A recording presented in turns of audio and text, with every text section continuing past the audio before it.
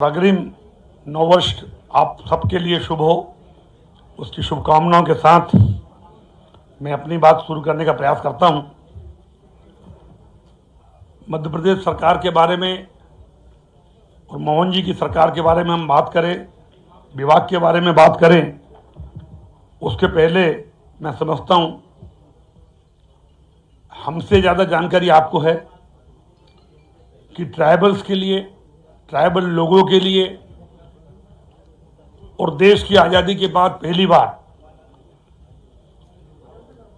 हमारे एक ऐसे प्रधानमंत्री जिन्होंने जो हमारे विशेष पिछड़ी जनजाति थी, शहरिया, बेगा और भारिया, जो हमेशा विकास से कहीं ना कहीं पीछे रह जाती थी। आप जरा कल्पना करिए कि लगभग 2 लाख लोगों को मकान, अगर हम रूटीन में आते तो मुझे लगता है कि 8-10 साल बाद उन्हें मकान मिलता। आज अगर सामान्य में हमने 1,20,000 दिए हैं मकान के, तो प्रधानमंत्री जनमन में यशस्वी प्रधानमंत्री जी ने जो शुरुआत करी है वो लगभग 2 लाख रुपए से की है और 2 लाख लोग इससे लाभान्वित पीएम आवास में होने वाले हैं। मेरे पास जो आंकड़ा है वो 1,83,000 स्वीकृत आवास हो चुके हैं और जिसमें से 30,000 आवास बन भी चुके हैं।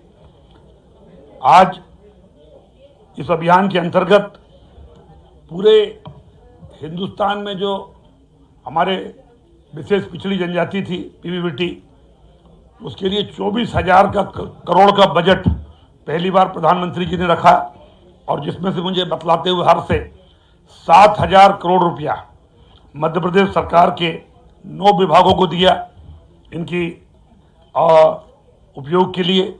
और जो 11 योजनाएं इस अंतर्गत 24 जिले, अगर हम बात करें तो अनूपपुर, शहडोल, छिंदवाड़ा, दतिया, गुना, कटनी, भिंड, मुरैना, रायसेन, सिंगरौली, सिवनी, यहाँ पर जो 6,016 पीवीटी बसावटें सम्मिलित की गई। पहले जैसा कि आप सब जानते हैं कि केवल हमारे ट्राइबल के 88 ब्लॉकों में ही हम लोगों का फोकस रहता था, लेकिन पहली बार जो शहरिया, बेगा और भारिया हैं, ये अगर 88 ब्लॉक में नहीं भी हैं, जिलों में छिटके रहते हैं, उनको भी चिन्हित करके और पहली बार इनका लाभ दिया गया है। केवल मकान ही नहीं, उन तक पहुंचने की सड़क, मोबाइल मेडिकल यूनिट्स भी हमने प्रदान करें, हॉस्टल, हर घर में बिजली, हर घर में नल, आंगनवाड़ी केंद्रों का पूरे वहां तक पहुंचाना, मोबाइल नेटवर्क, इसके साथ साथ बिजली, सोलर बिजली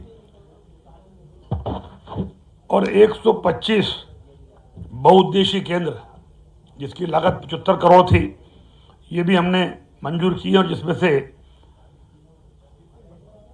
49 भवनों का कार्य पूर्ण कर लिया गया है। 704 आंगनवाड़ी केंद्र हमारे स्वीकृत हुए हैं और 628 स्वीकृत भी कर दी गए हैं। मोबाइल के टावर भी जहाँ गरीबों के यहाँ कंपनियां लगाती नहीं थी कि यहाँ पर हमें आमदनी नहीं होगी, इसलिए हम लोग खर्चा नहीं करेंगे यहाँ, तो ये मुझे लगता है कि पहली बार हमने 137 टावर का पैसा, अगर आप पीबीटी या ट्राइबल्स एरिया में हैं तो इनका पैसा बीएसएनएल को मंजूर किया सर, बीएसएनएल कंपनी को दिया है और ये टावर भी लगभग कंप्लीशन की स्थिति में है। उसी तरह बंधन केंद्र, 106 छात्रावास भवन, 66 मोबाइल यूनिट की जो अस्पताल में जाकर के इलाज नहीं करा सकते, उनकी व्यवस्था करी है। और उसी तरह अब धरती आबा जनजाति उत्कृष्ट अभियान भी हम लोग शुरू किए हैं और जिसके अंतर्गत भी ये 2 अक्टूबर 2024 को ये अभियान शुरू किया गया है। 51 जिलों के 267 विकास खंडों में 11,377 ग्राम इसमें शामिल हैं। ये मैं आपको बतला दूं कि पहले जो भी जनजाति का बजट होता था लगभग वो 88 ब्लॉकों में ही खर्च होता था। लेकिन अब हमने चिन्हित करके कि जिन सामान्य ब्लॉक हैं, अगर वहाँ आदिवासी बंधु रहते हैं, तो हमने इस बार 51 जिलों में 11,377 ग्राम इसमें सम्मिलित किए हैं और वहाँ का 3 साल का पूरा प्रोजेक्ट हमने बनाया है कि इनमें क्या क्या लाभान्वित परिवारों को लाभ मिलना चाहिए। और इसका केवल एक ही आधार दिया था हमने कि जिन गांवों में, जिन मोहल्लों में 50% से ज़्यादा हमारे एसटी वर्ग के लोग रहते हैं, वहाँ हम विकास कर पाएंगे। एक मोटा मोटा मापदंड तय कर दिया, नहीं तो फिर इसके नाम पे फिर दूसरे मोहल्लों में भी विकास शुरू हो जाता। लेकिन ये हमने मापदंड तय किए हैं कि जहाँ भी किसी मोहल्ले में या किसी गांव में 50% से ज़्यादा आदिवासी वर्ग के बंधु रहते हैं, वहाँ पे हम लोग विकास करेंगे। ये 5 वर्ष के लिए अभियान की शुरुआत करी है प्रधानमंत्री जी ने और 2024 से 2029 तक ये अभियान हमारा चलेगा। भारत सरकार के द्वारा इसमें 80,000 करोड़ का प्रावधान रखा गया है। लगभग 20,000 करोड़ रुपया संपूर्ण देश में अभी खर्च हुआ है। ऐसे अनेक गतिविधियां मैं आपको डिटेल्स दे रहा हूँ, इसी के साथ आपको ये भी दे रहा हूँ ताकि आपको जानकारी में आसानी हो जाएगा।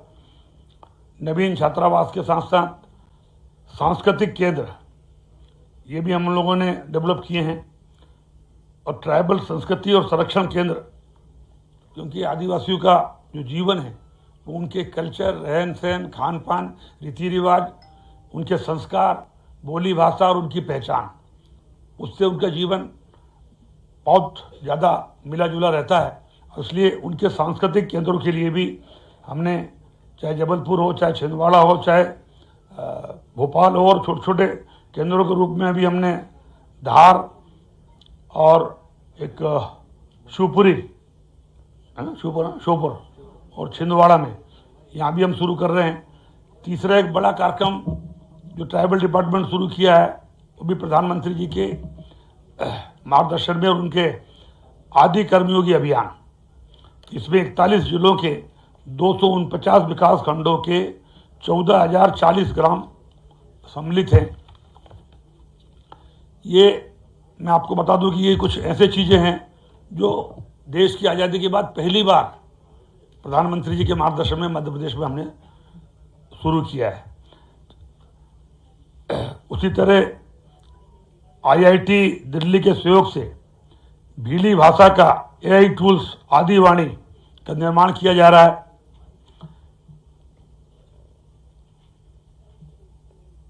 बाकी जितनी जनजाति कलाओं को GI टैग, अगर GI टैग नहीं होता था तो उनको पेमेंट कम मिलता था, चाहे पेंटिंग हो, चाहे कलाकृतियाँ हों, क्योंकि GI टैग से एथेंटिक वो नहीं मिलता था, इसलिए पेमेंट कम मिलता था। अब ये पहली बार GI टैग और जोधाबाई को पद्मश्री पुरस्कार से सम्मानित भी किया। ऐसे अनेक चित्रकला हैं, पिथौरा है, गुड़िया है, गोंड जनजातीय वाद्य यंत्र हैं, चिकोरा है, मुखौटा है, शिल्प आर्ट, इन सबको भी GI टैग मिल गया और उसके निर्माणाधीन है। उसी तरह PBT आहार योजना, जो हमारे गरीब, अत्यंत गरीब तबके की आदिवासी शहरिया बेगा और भारियाँ हैं, उनकी माताओं को 15 जिलों के 3 पिछड़ी जनजाति बंधुओं को 1,500 रुपये प्रति माह आहार योजना का भी लाभ दिया जा रहा है। और जिसमें वित्तीय वर्ष 2 साल में जो 24-25 में 2,18,322 हितग्राहियों को 415 करोड़ और 2025-26 में 21,803 में 297 करोड़ पोषण आहार राशि दी गई। संविधान के अनुच्छेद 275 के अंतर्गत भी इसमें हमने बहुत सारी जानकारियाँ दी हैं। आपको डिटेल मुझे बतलाने की आवश्यकता नहीं है। चाहे वो अभिनव नवाचार के प्रयोग हों, उसका भी हम लोग शुरुआत कर रहे हैं। इस नवाचार में हमने एक शुरू किया अभी शालिनी ऐप। कई बार हम लोग जब क्षेत्र में जाते थे तो हमारे बेटा बेटी ये पूछते थे हमें जानकारी नहीं मिलती आपके डिपार्टमेंट में क्या है क्या नहीं।